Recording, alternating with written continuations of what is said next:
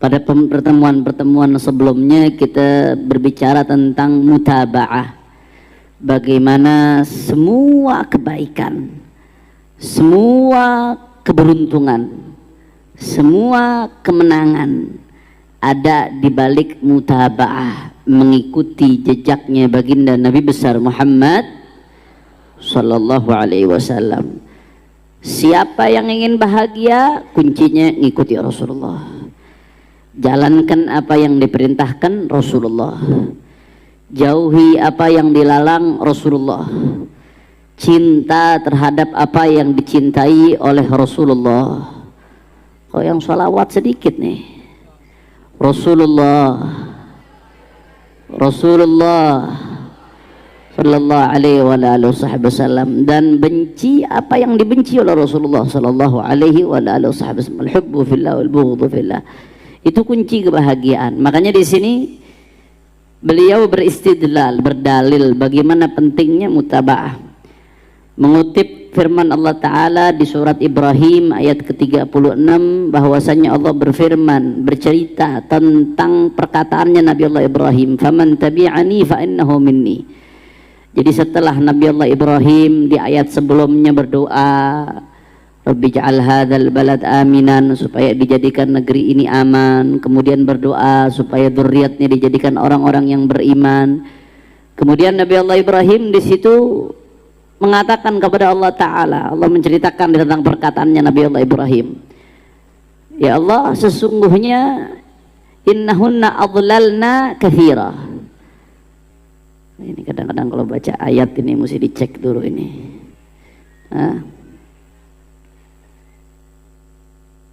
Sallu ala Nabi Muhammad.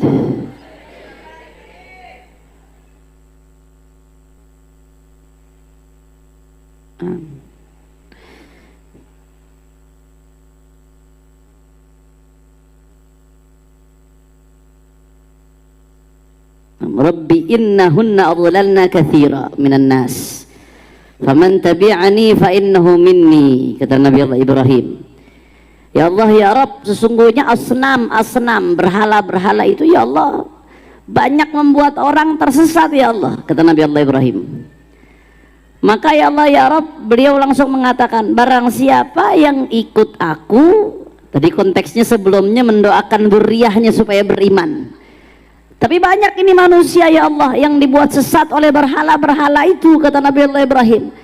Maka Nabi Allah Ibrahim menegaskan, faman tabi'ani fa innahu minni. Ya Allah, siapa yang ikut aku maka dia bagian dari aku ya Allah.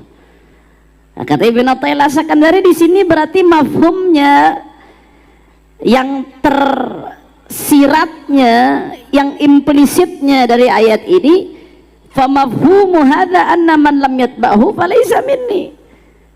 Berarti sebaliknya, kalau yang ikut aku bersama-sama beriman kepadamu ya Rabb, tidak menyembah berhala ya Rabb, dia bagian dari aku ya Allah. Tapi siapa yang tidak ikut aku ya Allah, dia tidak beriman kepadamu, dia tidak menyembahmu, dia syirik terhadapmu ya Rabb, falaysa minni. Berarti mafhumnya, berarti bukan bagian dari aku, walaupun dia keturunanku, ibarat Allah.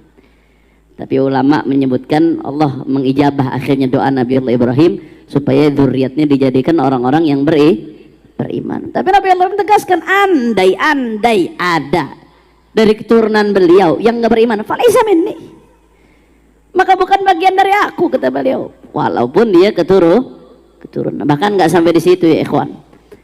Allah Ta'ala berbicara tentang Nabi Allah Nuh alaihi salam. Nabi Allah Nuh alaihi salam selesai beliau membangun bahtera. Waktu itu terjadi banjir bandang besar. Sebelum banjir bandang terjadi, Allah perintahkan Nabi Allah Nuh untuk bangun bahtera. Selesai Nabi Allah Nuh bangun bahtera, semuanya disuruh naik. Yang naik hanya yang diizinkan oleh Allah Subhanahu wa Ta'ala. Yang naik bahtera itu selamat. Anaknya Nabi Allah Nuh nggak mau naik saat itu ya ikhwan. Akhirnya begitu terjadi banjir, anaknya belum naik, yang lain udah pada naik, diizinkan oleh Allah Subhanahu wa Ta'ala. Nabi Allah Nuh ngomong, ya Rabb, inna bni min ahli, ya Allah, anakku itu termasuk keluarga aku ya Allah, izinkan supaya naik juga ya Allah. Ini anaknya langsung, anaknya Nabi Allah Nuh alaihi salam, bukan keturunan ke-10, ke-15, ke-20, enggak, anak. Nabiullah Nuh, salah satu rasulun minar rusul, nabi minal anbiya, anaknya Nabiullah Nuh. Begitu mau naik, apa kata Allah Subhanahu wa taala? Qala ya Nuh innahu laysa min ahlik innahu amalun ghairu salih. Wahai Nuh, dia bukan keluargamu wahai Nuh. Dia adalah amal ghairu salih, adalah amal yang tidak baik. Kenapa? Enggak ada mutaba'ah walaupun dia anaknya. Walaupun dia darah dagingnya, tapi kalau nggak ngikutin bapaknya, apa artinya? Maka dari pembahasan seperti ini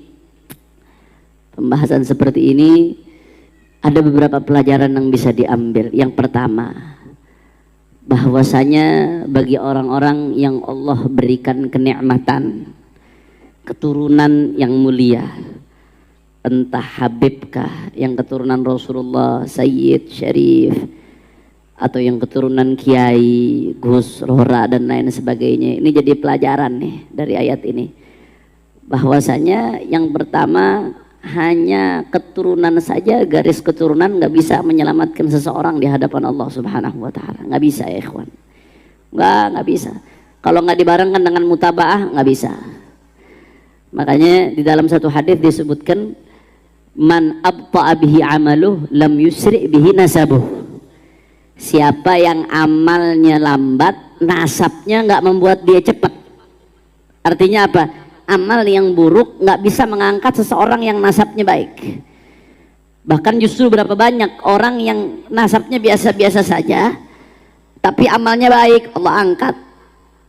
Ada orang amalnya, nasabnya luar biasa, tapi amalnya buruk, dihinakan oleh Allah Subhanahu wa taala. Enggak.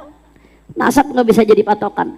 Kalau nasab itu bisa jadi patokan keselamatan seseorang di hadapan Allah Subhanahu wa taala, maka yang pertama selamat anaknya Nabiullah Nuh ya ikhwan. Ini makanya salafun salih nih baca ayat ini nih, innahu ya Nuh innahu laisa min ahlik innahu amalun ghairu salih. Wahai Nuh, itu bukan keluargamu, itu adalah amal yang tidak baik. Para salafun salih nih kalau baca ayat ini banyak yang nangis dari kalangan habaib. Enggak, mereka sama sekali enggak ada kesombongan karena nasab yang bersambung ke Rasulullah, enggak. Justru mereka ketika baca ayat ini banyak yang menangis. Nasab saya nggak bisa menyelamatkan saya di hadapan Allah kalau amal saya nggak baik. Ini anaknya Nabi, langsung anak kandungnya, bukan keturunan ke-10, ke-15, ke-20, ke-30. Salafun saleh kalau baca ayat ini mereka nangis, mereka takut nanti di yaumil qiyamah seperti anaknya Nabi Allah Nuh di hadapan Rasulullah Shallallahu Alaihi Wasallam. Jadi ini pelajaran luar biasa ikhwan. Nasab seseorang tidak bisa menyelamatkan dia di hadapan Allah Subhanahu wa taala. Bahkan dalam ayat lain Allah Subhanahu wa taala berfirman, ya di ayat lain, walladzina amanu wattaba'athum dzurriyyatuhum biimanin alhaqna bihim dzurriyyatahum. Kata Allah taala, perhatikan baik-baik, walladzina amanu, mereka yang beriman, wattaba'athum dzurriyyatuhum biimanin, dan dzurriyahnya mengikuti mereka dalam hal iman. Artinya orang-orang saleh yang beriman kemudian datang di kemudian hari dzurriyyatnya yang juga ngikuti jejak leluhurnya yang beriman. Apa yang terjadi? Alhaqna bihim dzurriyyatahum. Nanti di akhirat dzurriyyatnya, kalau memang kakeknya derajatnya tinggi, dzurriyyatnya derajatnya ditinggikan juga oleh Allah Subhanahu wa taala. Tapi syaratnya apa? Tadi di ayat ada syaratnya, ittiba'. Wattaba'athum dzurriyyatuhum biimanin. Hanya sekedar cucu saja nggak cukup, harus ittiba'. Nggak ada gunanya tuh. Makanya di tafsir disebutkan, tafsir Ibn Jarir At-Tabari dan beberapa tafsir disebutkan bahwasanya maksud daripada ayat ini nanti di yaumil qiyamah orang-orang yang beriman dan anak cucunya pun ikut beriman, nanti ketika di yaumil qiyamah begitu dia lihat, ya Rabb, anak cucuku mana ya Allah, ya Rabb, kok nggak bareng sama aku ya Allah, ya Rabb. Akhirnya Allah Ta'ala lihat anak cucunya beriman atau enggak, anak cucunya ikut beriman, ngikutin jejak iman kakeknya, ngikutin jejak iman leluhurnya, itu anak cucunya diangkat juga derajatnya oleh Allah supaya kumpul sama leluhurnya, saudara. Ya Allah, mudah-mudahan kita dikumpulkan sama orang-orang soleh insyaallah. Nah ini la ilaha illallah. Tapi itu tadi ada catatan di ayat, wattaba'athum dzurriyyatuhum biimanin. Syaratnya tetap ittiba'. Nasab yang mulia tanpa ada ittiba nggak ada gunanya ya ikhwan.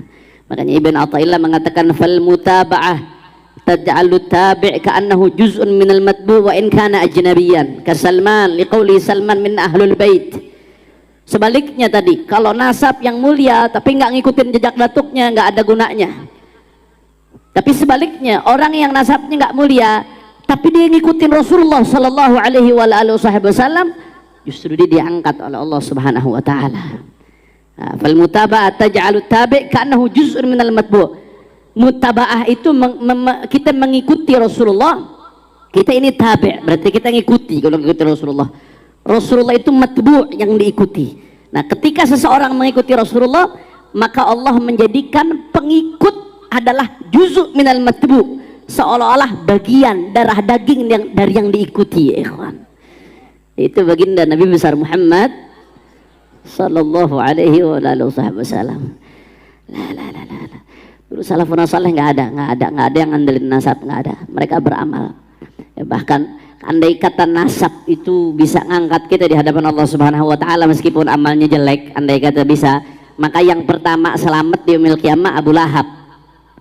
Abu Lahab pamannya Nabi. Andai kata nasab bisa menyelamatkan kita di hadapan Allah, yang pertama selamat Abu Lahab, pamannya Nabi.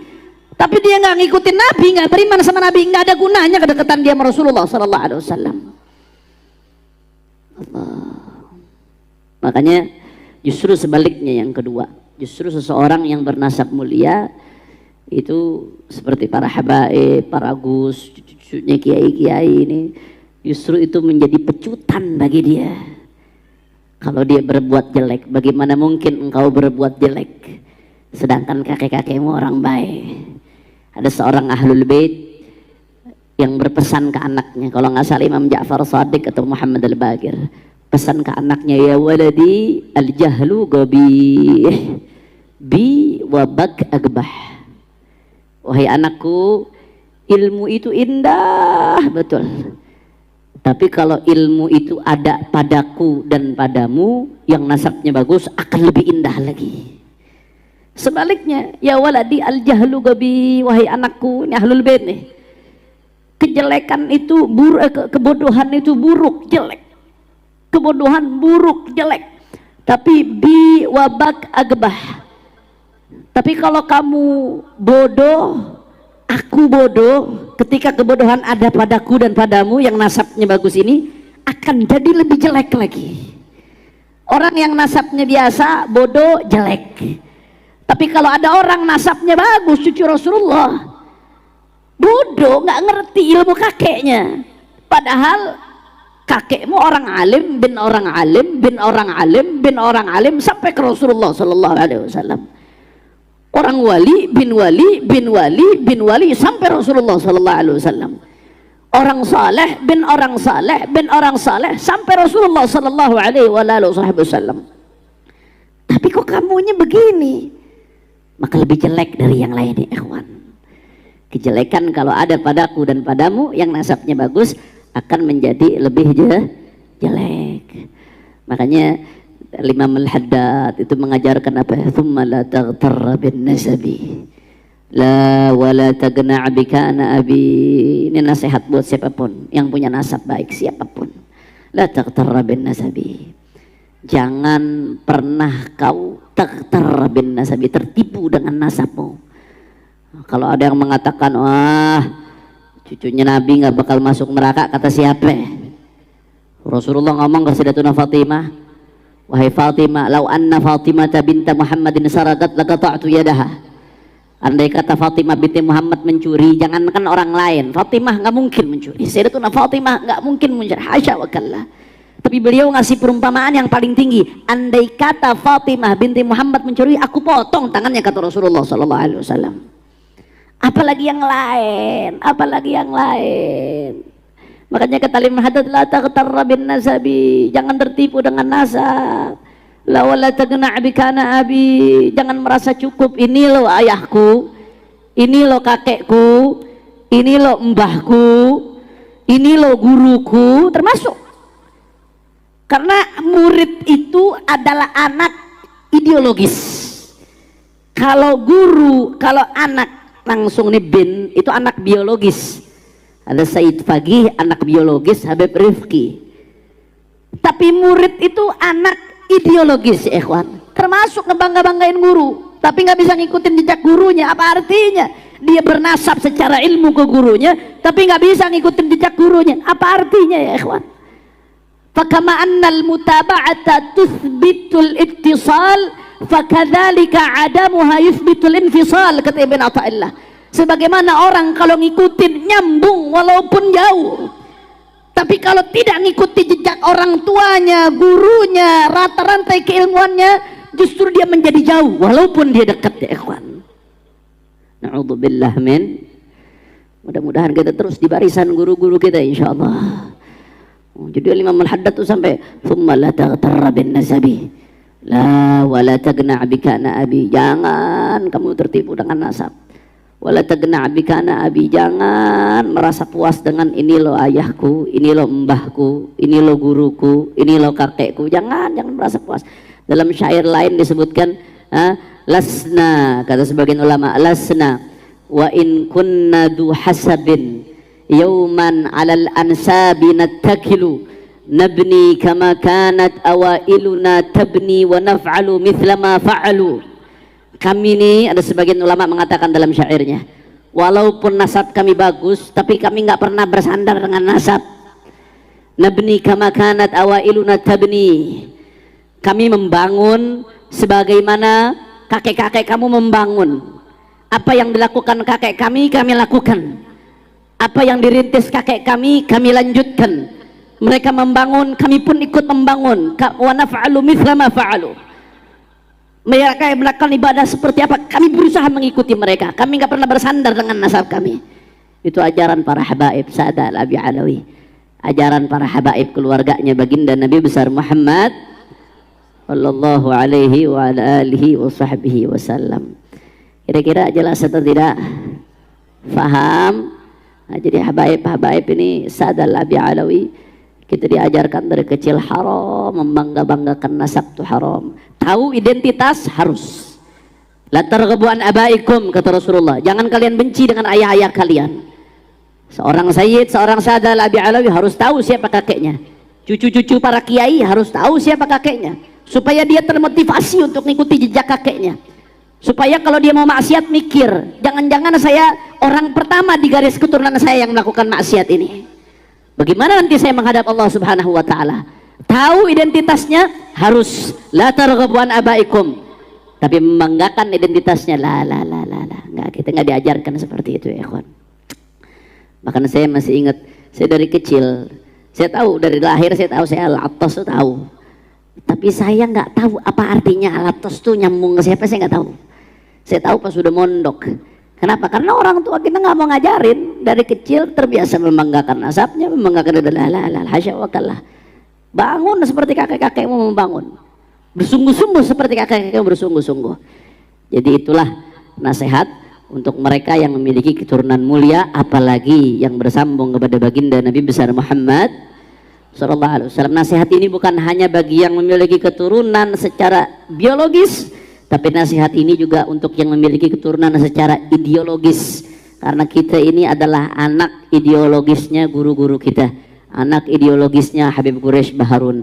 Habib Quraish Baharun anak ideologisnya Habib Umar bin Muhammad bin Salim bin Hafidh, Habib Hasan Baharun, Abu Yazid Muhammad ibn Ali al-Maliki. Mereka semua adalah anak ideologis dari Al-Habib Abdul Qadir bin Ahmad al-Segaf, dari Sayyid Ali bin Abbas al-Maliki. Terus nyambung sampai baginda Nabi besar Muhammad sallallahu alaihi wasallam. Jadi kita jangan hanya membanggakan mata rantai keilmuan kita muridnya ulama, muridnya fulan, tapi nggak ngikutin jejak mereka, nggak ada gunanya. Kama annal mutaba'ata tuthbitul ittisal, walaupun jauh tapi kalau kita ngikutin jadi nyambung ya ikhwan. Tapi dekat sekalipun, hadir rajin sekalipun, tapi nggak betul-betul kita ngikuti jejak guru kita, tuthbitul infisal, terpisah kita dari mereka. Na'udzubillah min. Oleh karena itu bagi mereka yang memiliki nasab, tugas dan kewajibannya bagaimana mengikuti jejak datuk-datuknya, bagaimana berkiprah untuk datuk-datuknya, sebagaimana datuk-datuknya berkiprah di dalam agama, berkiprah di dalam negara, berkiprah membantu sesama, berkiprah sebanyak mungkin berbuat baik untuk orang lain, ya ikhwan. Dan di sisi lain bagi mereka umat Islam dituntut oleh Allah Subhanahu wa taala untuk cinta kepada keluarganya baginda Nabi besar Muhammad. Kalau ada orang yang punya nasab bagus tapi dia nggak ngikuti jejak leluhurnya, dia yang rugi. Orang punya nasab bagus, dia nggak ngikuti jejak leluhurnya, dia yang rugi. Kalau ada orang umat Rasulullah Sallallahu Alaihi Wasallam nggak cinta kepada keluarga Rasulullah Sallallahu Alaihi Wasallam, dia yang rugi karena dia melanggar perintahnya Allah Subhanahu. Jadi masing-masing ada tugas, masing-masing ada tugasnya. Para habaibnya Allah berikan nikmat, para anak-anak kiai keturunan ulama ini Allah berikan nikmat tanpa mereka berusaha. Maka nikmatnya bukan untuk dijadikan kesombongan, tapi untuk memotivasi dia berbuat baik, lebih baik lagi. Dan sebaliknya umat Nabi Muhammad SAW, Allah Subhanahu wa taala perintahkan untuk cinta kepada keluarga Rasulullah sebagai bentuk syukur kita kepada baginda Nabi besar Muhammad sallallahu alaihi wa ala alihi